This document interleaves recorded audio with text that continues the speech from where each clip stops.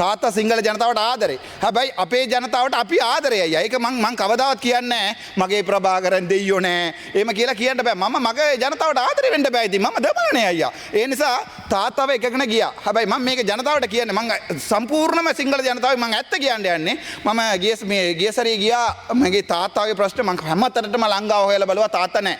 හිතලා බලන්න ඔයාලට අම්මා තාත්තා ඇතිනේ. එතකොට වෛරයක් එනවනේ මගේ තාත්තා කෝ කියලා.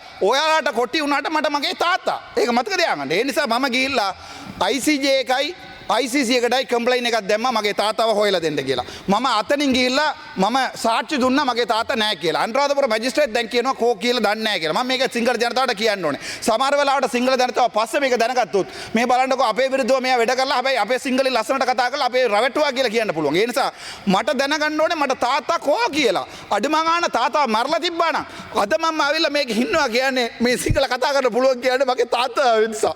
තාත්තා තමයි මට කියලා දුන්නේ සිංහල. හැබැයි අද නෑ අද කොහෙද කියලා හොයන්න නෑ කොච්චර කැකුව තියනවද කියලා හිතලා බලන්න කවන්නේ. හැබැයි මම කවුරු මාව මරලා දැම්මොත් මගේ තාත්තා වෙනකොට මම පෙනී හිටිනවා. ඒක එකයි හරි.